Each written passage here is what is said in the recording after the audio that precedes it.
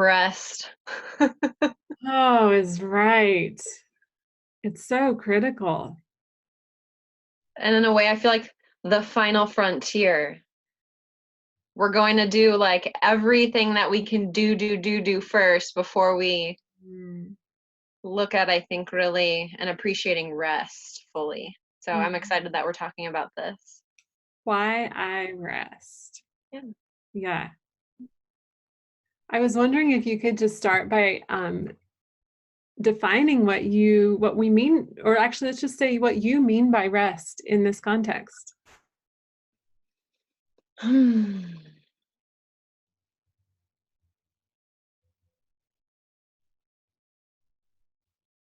For me, there's a big quality of pausing, and whether it's like doing nothing or doing self-care or giving myself permission to like do something completely different than what I would normally do, either at that time or in that moment, or being a bit more spontaneous. I think for me, resting is kind of that internal shift. I'm kind of habituated, maybe thoughts are doing. So, I mean, in a way, it doesn't have like this, oh, I just lie down on a linen chaise and do nothing. I mean, that could be part of it, but there's other facets I think at play for me when it comes to rest, like picking some weeds before we got on our call today. That felt like when I came back in from being outside and getting the sun on my skin, even though there was light manual labor, there was something so restful about it. So it seems like you're talking about a felt sense. That it almost leaves for me this imprint of increased prana. Like there's more of a aliveness, whether it's to me internally feeling maybe more strong or just really resilient, or externally just feeling like, wow, like the colors and the smells and the taste, like everything's really vibrant. So it like refreshes as well. Mm-hmm. Wow, that's really delicious. I love the way you're describing that. Yeah. And We live in how about for you? yeah. Well, I think I wanted, our audience for this video to know we're not just talking about sleep, like a good night's sleep, while that is very important to health. Um, we're talking about a felt sense. And for me, it is a felt sense of ease or settling. It's an ability to shift from the head to the body Mm. and land in the heart, or just land in the body and trust that. Like there's a quietness as our attention moves away from frantic thoughts. And that is so delicious for the body. It is a rest for the body when we stop identifying with thinking. And it feels like love to me. I was gonna say there has like this purity and innocence. Like when I was hearing you talk about the body or the heart, even just the body, like there's just this purity and this innocence Mm-hmm. from listening from there versus, like Mm-hmm. you were saying, more of a mind. Mm-hmm. Yeah, so I rest, like you're saying, in pauses through the day that are intentional shifts. There's a Radiant Sutra in the translation by Lauren Roche. And he takes one of the words in one of the sutras and he unpacks a word from each sutra at the end. But this one word in one sutra that's talking about being in the body, he describes it as throwing attention back into the body. And that is such a respite for me when I realize that I've just gone too far. I've let thinking take me too far. So throw attention back into the body and rest down in my body.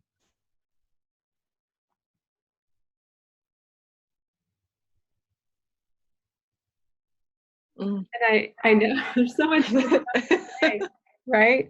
To me, it's also just as we continue sort of to set up this framework or this structure of what we mean by rest for everyone who's listening. Um, our culture and our society, as you were already pointing to, like there's this do until finally, when you're about to crash physically, mentally, and emotionally, we let ourselves rest. So that's a very solar, heated, masculine orientation. And rest is the polarity of that. It's very lunar Mm. and yin and feminine. I Or like we'll, to use a downward triangle. yeah, the sacred earth retreat, right? Yeah, Okay. yeah. Yeah. Yeah. Mm. And even knowing that and understanding that, it can feel so mental when you realize how much thinking you're doing and striving. That, like you said, when you pause and really throw attention back in the body, I think even just that shift from thinking to feeling, there's such a loosening There is. in the body, for me, in the body, that's noticeable. Even though there might be still aches or pains or injuries or, you know, areas that are tender, there's like still this overall just softening through the system that immediately feels like rest, even if it's not such a restful experience that I might be having. Right. Yeah. Oh, And there's this. there's this here too. What a relief. What a relief. You know, there was a child psychologist and pediatrician who called that state going on being. And he talked about, he observed over 60,000 mother and infant dyads in the course of his work, 60,000 pairs. And he observed that the child, you know, who didn't feel met enough by their primary caretaker developed this habit of holding themselves, The hands. right? Yeah. There's all this tension in the body, and actually that the mind started to separate from the body right there. Or he called it the psyche. Psyche started to separate. And then what I realize is most of us have some version of that to some degree on the spectrum, because separation from our mother happens sooner or later, and we have some sort of little t complex trauma at some point. And so to me, rest for me has been about learning my way back into the relaxed state of going on being that an infant knows when they're very well held and met and mirrored by their primary caretaker, so that no sense of separation has to show up in the body, no sense of self-holding. And it's not to say we're just being totally passive and loosey-goosey and, you know, in this life, but that we relearn that felt sense in the body of being able to relax into life and trust that we're held. Hmm.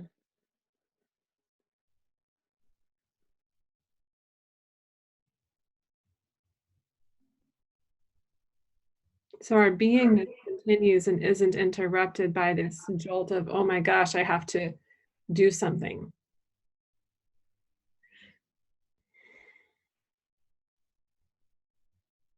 Which is really hard on the nervous system and the cardiovascular system and the respiratory system and the immune system. Digestive system. Digestive. There's our Ayurvedist. Yes. Right out the window. I'm overeating emotionally. I'm not eating at all. I have no appetite. Like the whole spectrum. Mm-hmm. Yeah.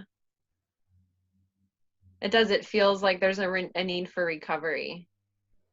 Mm-hmm. Like, where do you go to recover from that? Well, tell us about that for you. What are some of your, I get the pauses in a day. We've talked kind of mostly about that, but where else do you go for rest? Oh, my bathtub. There's something about that warm, salty water. Feels very womb-like. Yep.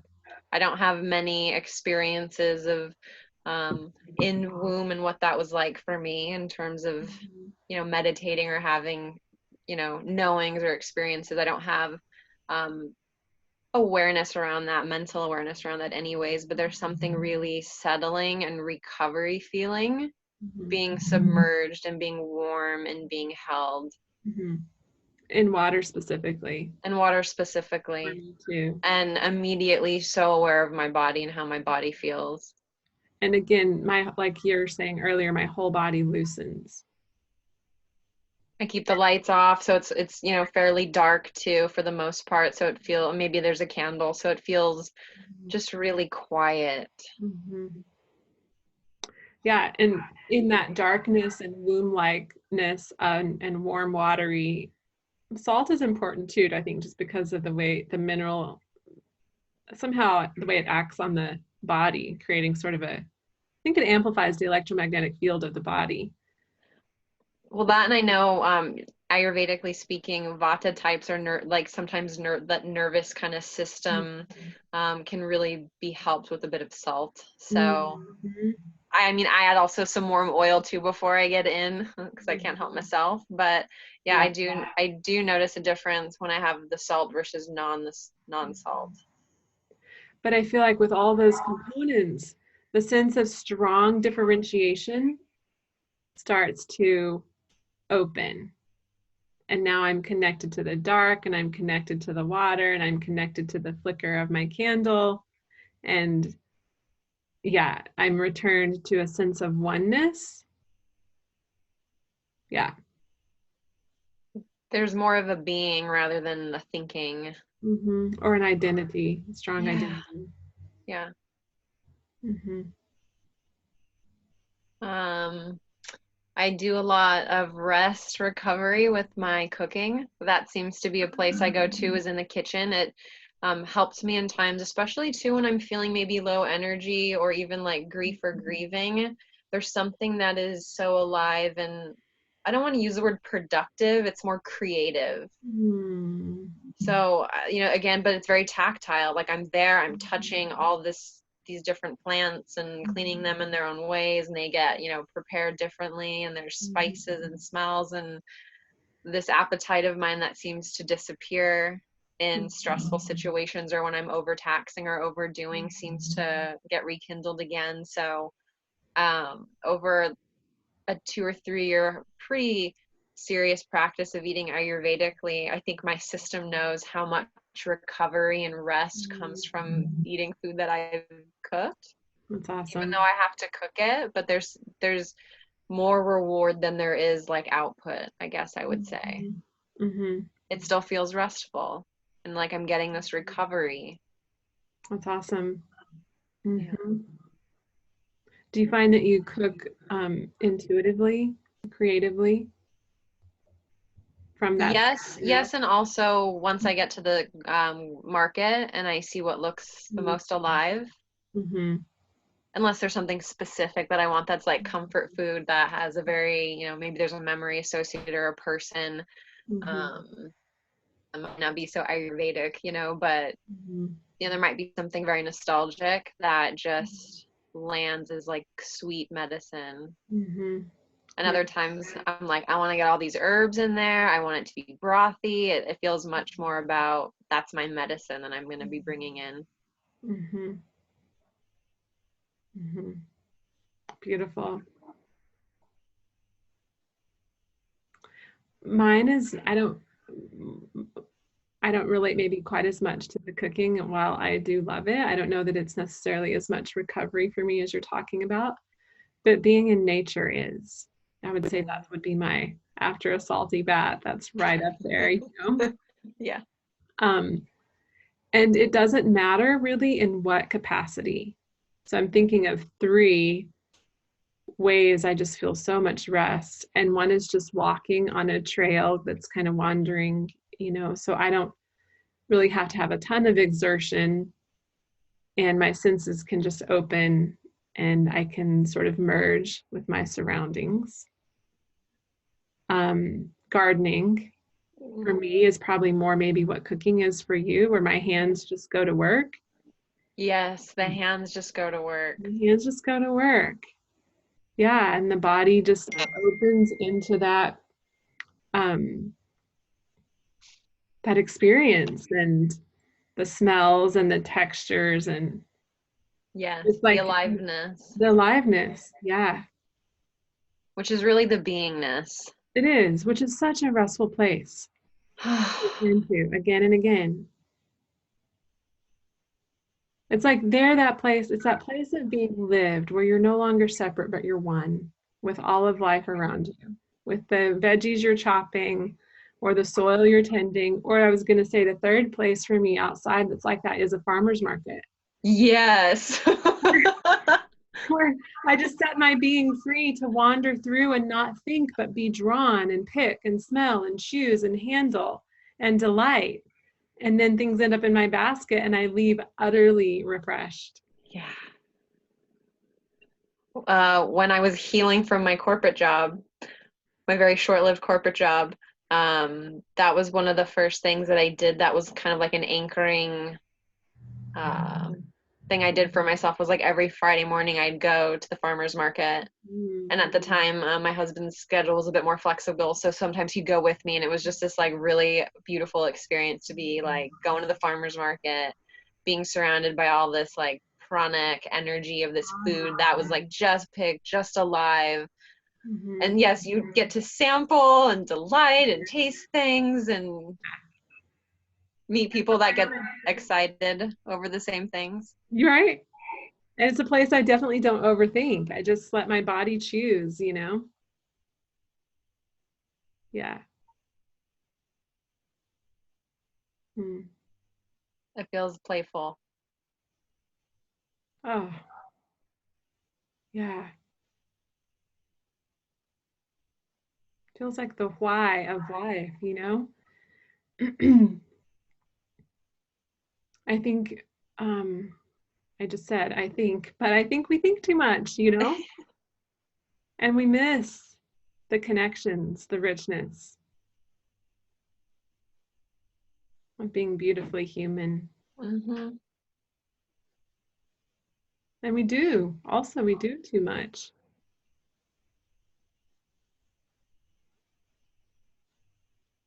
So sometimes that rest is, even though the cooking and the pulling weeds is, so invigorating, there's other times where it is lying down For sure.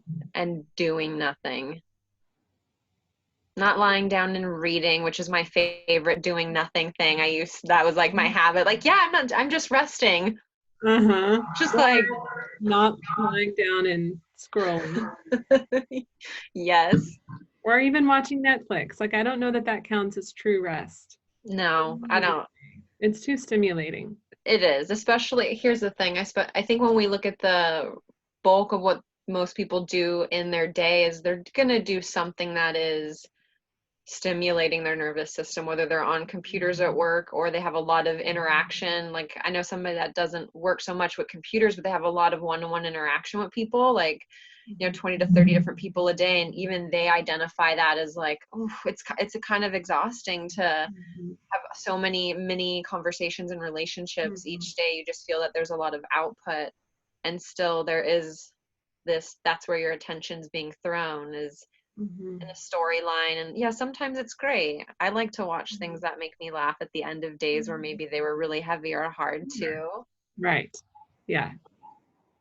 And the physiology to learn maybe to pay attention to the physiology and when the nervous system really just needs true rest. I know I need it I give myself that about once a day right now, even if it's for 15 to 20 minutes Yeah. in the middle of the day. I love doing it in the middle of the day. And for myself and most of the people that I hear from when I pose it, it's like the most challenging time, but I think you get the most benefit out of it at that time where I think attention has been so far potentially away from the body and more of a restful state of being. That it's like, yes, instead of continuing to go that far out, Mhm. perhaps circle back while you have the gas in a certain sense, Right. dip back into it and then go back out and then come back in. So your gas tank is never, your needle's never completely like below empty. You have enough to get back. Right. Yeah. Mhm. So what does that look like when you lay down and rest? Well, it depends. If my mind is really overactive, I find that listening to something more guided kind of helps wrangle me in, and there is this feeling like I'm gonna do a little something, and it happens for like the first couple minutes, and then I notice that immediate like, wow, my body's really tense, and that's where I notice the shift into more of a being rather than doing thinking mind. So I'll feel that kind of shift into that, some of those different networks, and oh, although I'm still listening and there's a passive attention that's, you know, moving through the body or doing something with the breath or exploring an emotion, which is often fun. Right. Or other times, if the mind feels more relaxed, or if I'm really oversaturated, like I'm beyond my limits, it's pure silence, not listening to any practice, not moving. It's more of like, I want to be fully alive and feel what it feels like to be fully alive. So, what am I hearing? What am I tasting, smelling, touching? Like, Mhm. really throw attention back in the body and from the body feel. Same. Yeah. And for those people watching who may not be familiar, Denisha and I right here are probably both specifically talking about Yoga Nidra. And we are, even more specifically, we're both certified iRest Yoga Nidra teachers. Yes. So we're talking about lying down, and when Denisha says guided, like listening to a guided Yoga Nidra practice. But Yep. also after years of training and teaching Yoga Nidra, you know how to soften into that state without voice too Mm-hmm. by this point. It reminds me of when our teacher Richard is like, all you'll have to do is feel your mouth. And Yeah. over time, instantly your whole system just starts that cascade of knowing what's coming next. And to me, there's a sense of like, oh, delight. Yeah. There's a, Yeah. yeah. And then that the practice is designed to walk you through these specific body sensing steps so you land in being, in the spaciousness of being. And then over time, it doesn't take all the steps to just land in being. That, and I think also you begin to recognize that you kind of are invited into it spontaneously in your meditation practice, your yoga nidra practice. But also you start to feel that invitation in your waking life too. So those, like those moments of rest throughout the day, the moments of pause, I don't feel like it's such an active like, oh, and for right now I have 5 minutes for pause. A good half the time it's more of a spontaneous like something just grabbed me and I'm just captivated for like a solid good minute, 2 or 5 or however long I can like hold Nurture. that. Yeah, yeah. Well, and even that with that sort of practice, eventually being comes online in conversation. Like I guarantee both you and I are feeling into it here and there in as we talk right here. Yeah. And letting even what is, wants to be said spontaneously arise from that place rather than from thinking or strategizing. Which the right side of my body gets all tight and is like, but I love it. I love strategy. It gets to too. It gets to be free too. It does. It does. But recognizing the other side of it, and I think the nature connection, resting into nature and having that, I think remind you like nature, granted, there's different things that can have more stamina, but everything takes rest. Even at the like the peak time, even in like the prime of life, there's always time for rest. Mhm. Even the breath rest, right? Those natural pauses, this constant ongoing thing throughout our entire lifetime has natural pauses. Nighttime, if you're going to talk about just the planet, nighttime is rest, winter time is rest Mm-hmm. on these larger scales. Yeah. There is nothing that's in perpetual movement. No.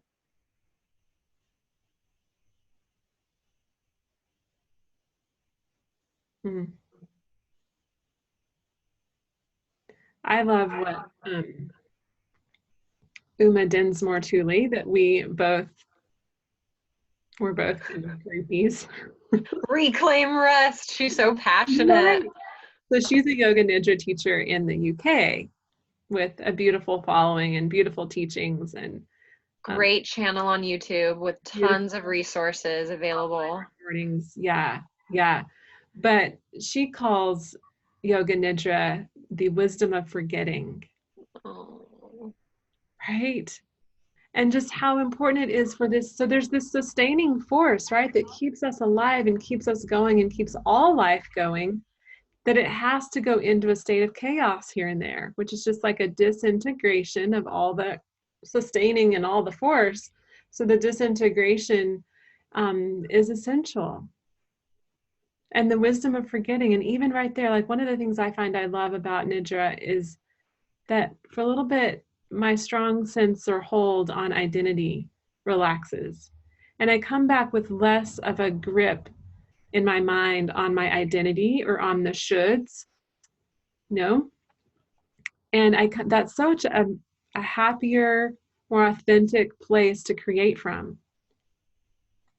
after just submerging the identity for a little bit Oh, yes. into forgetting. Very, very creative. Yeah. Yeah, the creative void. I know she likes to refer to that liminal space as a creative void, Yeah.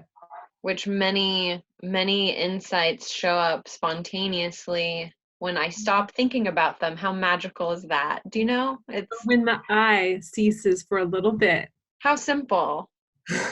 Einstein knew, like when you hear them talk about all of these, you know, people that have come up with brilliant inventions, and you find out that they spent a lot of their time napping or whatever they like to call it, but it was, I think, in these liminal creative void spaces where they dropped out of the I, Poets came and into restful being awareness in their body. right. Yeah. Things in that place can get processed on these other layers that weren't, it's so beyond like I think I'm processing. Right. Or I think this is what I need to do next. Ugh. It reminds me of essential oils. Before you even can think about that you like that smell, it's already working. It's already happening. It's Mhm. already being processed in the background. Yeah, within an aversion or an attraction in the body at the body level. Mm. So allowing the I to rest is restful. Yeah, why I rest. Right. And that also brings us back around to our specific training in I rest, which is a little I, capital R, EST, which originally was sort of a play off of iPhones and iPods. But Richard has since said it's also like a mnemonic for putting the little I to rest. It needs that. That little I so needs to rest. I think of it like a little toddler, like a cranky, overtired toddler. Oh, there's a fear of missing out. Yeah. Fear of things not going your way if you rest. What if I miss something? Hmm. I have so much to do. Oh. That desire to have control, Mm-hmm. but the wisdom of forgetting. She also calls it blanket yoga, which, refers to just the natural physical setup with all the blankets and props. But I also think of it like a blanket over, all the worries, all the concerns, all the to-do lists, like this, everything just gets shushed for a little bit.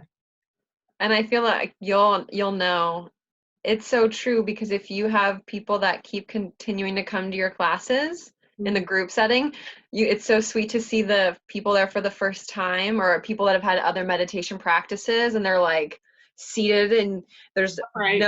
there's like maybe one blanket or one cushion, but then you see the regulars or people that have been to your practice for a little while, and they're already like lying down, bolsters under the knees, they're already draped, Closed. they have their eye cushion that they bring from home, like it is blanket, it is. Mhm. And Yeah. Uma, when we have time with her, is so, she, what it calls it, fuffing around, where she goes around and makes sure you have all the blankets you need and your head's in alignment and you feel comfortable, and is your arm okay there. It is a really kind of sweet to take the time to give like a deeper permission for rest. I think that's really what it is. Like, all this is here for you to really let go into it. Me too. Mhm. And that opens right into like one thing I just really feel so passionately about rest, and specifically in the form of yoga nidra that's intentional and intentional, sacred, carved out time, is it's an opportunity to get taken by something bigger.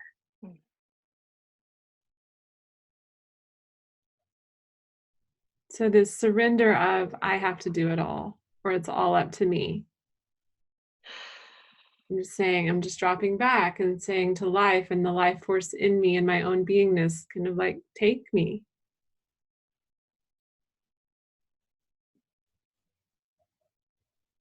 Knowing that that's where things sort themselves out best.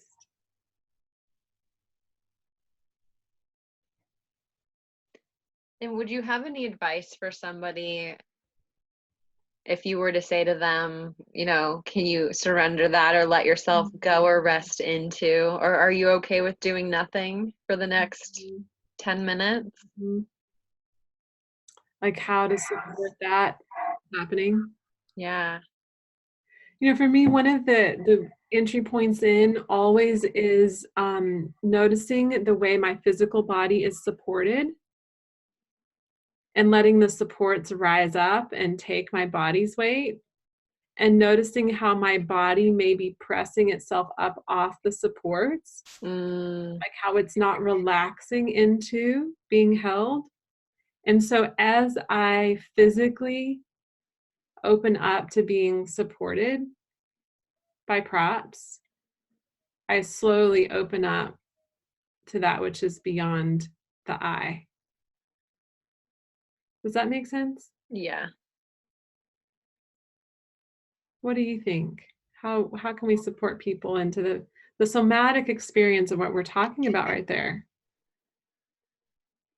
So I come at it from an aromatherapist Of standpoint. course. Because I'm like, I'm going to bring nature to you. I'm going to get you breathing. So I'm going to get you into the spaces between the breaths. I'm going to get you into the body, because you're going to notice immediately that there's a smell present and that you're curious to it, and it might cascade into emotions or thoughts or, different body feelings. So I immediately work with these yummy tools of aromatherapy and essential oils, just because that's my pure delight, Love it. especially if I'm in a group setting or I'm working one-on-one, where Mhm, maybe we don't have a beautiful natural forest that we could just go stand outside in, or have something that has really a lot of pranic energy.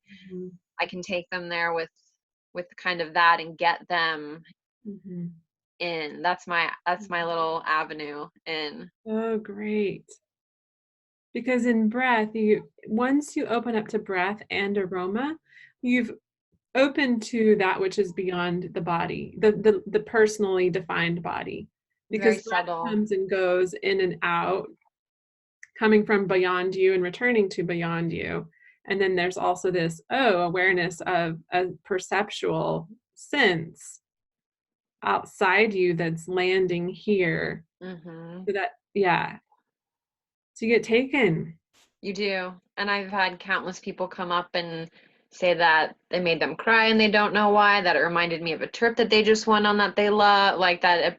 It's a range of experience with the oils, and an embodied remembering or sensing or emotional release, or Mhm. just feeling really good working with black spruce oil and feeling how good you're breathing and how much, your lungs enjoy it.